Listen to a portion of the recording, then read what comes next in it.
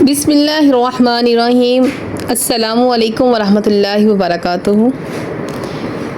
आज की वीडियो जिस मौजू पे है वो मौजू बहुत अहम है हमारी ज़िंदगी में, क्योंकि आजकल की जो नफ्सा नफसी का आलम हुआ है, हर घर में परेशानी है, झगड़ा है, कारोबार की बंदिश है, तो हर कोई मुख्तलिफ़ किस्म के वज़ाइफ कर रहे हैं और हर किसी की इतना पढ़ लिया दिन रात। क्योंकि मेरे साथ खुद ऐसी औरतें जो हैं उनसे मुलाकात होती है कि हम ये पढ़ रही हैं, वो पढ़ रही हैं, तो हम लोग गलती कहाँ पे करते हैं?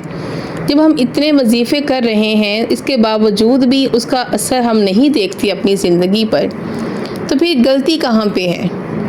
तो मैं एक बयान पढ़ रही थी, मुझे बहुत अच्छा लगा, आपसे शेयर करती हूँ। उन्होंने कहा कि आप खाली चावल हैं, एक वाइट चावल हैं, खाली हैं, तो क्या आप उसको बिरयानी बना लेंगे? उससे बिरयानी बनती है? तो उन्होंने कहा कि ऐसा तो नहीं होता, जो सफ़ेद वाइट चावल होंगे तो उनसे तो बिरयानी नहीं बनेगी, उसके लिए तो मसाले चाहिए, गोश्त चाहिए, घी चाहिए, पूरे लवाजमात चाहिए। तो उन्होंने कहा इसी तरह जो वजीफ़ा पढ़ना होता है ना, वो सिर्फ़ वो पढ़ना काफ़ी नहीं होता, उसके साथ आपको दिल, ज़ुबान और अमल का पाक होना भी बहुत ज़रूरी है।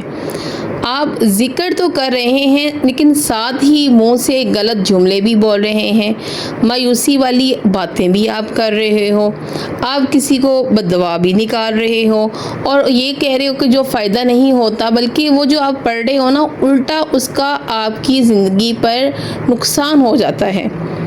कहते हैं कि एक वक़्त ऐसा आता है कि इंसान जब वो वजीफ़ा करता रहता है ना, तो एक वक़्त ऐसा आता है कि जब इंसान जो सोचता है वही होने लग जाता है।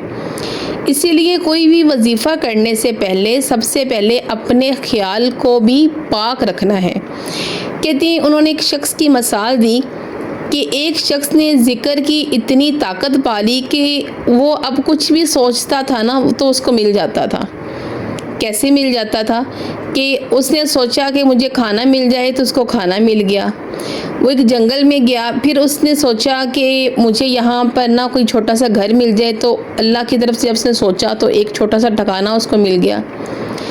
फिर अभी वो जब उसमें लेटा तो उसने सोचा कि कहीं ये ना हो कि यहाँ पे जो है शेर आ जाए और मुझे खा जाए, क्योंकि वो जो जो सोच रहा था वैसे वैसा होता जा रहा था और शेर आया और सच्ची मोची वो आया, उसको निकल गया।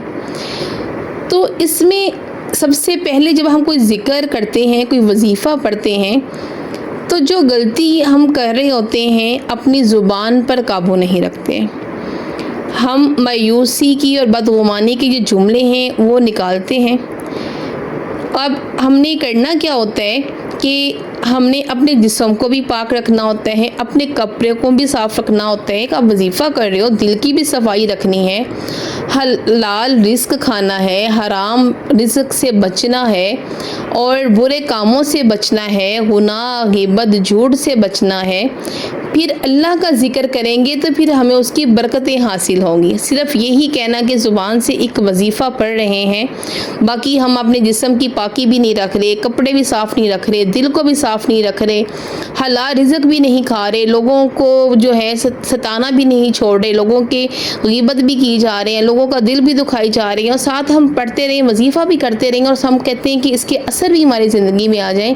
जब ये सब चीज़ों को छोड़ देंगे, फिर अल्लाह का जब ज़िक्र करेंगे तो फिर आपको उसकी बरकतें भी हासिल होंगी। उन्होंने एक बहुत अच्छी मिसाल दी कि जब आप डॉक्टर के पास दवा लेने जाते हो तो वो साथ में आपको परहेज़ भी बताता है। ऐसे ही जब आप वजीफ़ा करते हो तो कुछ चीज़ों से आपको परहेज़ करना होता है, वरना उनका असर ज़ाहिर नहीं होता। तो ज़िक्र का असर तब होता है जब आपका दिल साफ़ होता है, ज़ुबान अच्छी होती है, नीयत अच्छी होती है, अमल अच्छा होता है। फिर आप कुछ भी अमल करेंगे अल्लाह के हुक्म से, फिर वो हर अमल जो होगा वो आपका सीधा जाएगा और जो आपकी नीयत होगी, जिस अमल के लिए आप वजीफ़ा कर रहे हो, वो सारे काम अल्लाह के हुक्म से आपके खुद ब खुद सीधे होना शुरू हो जाते हैं।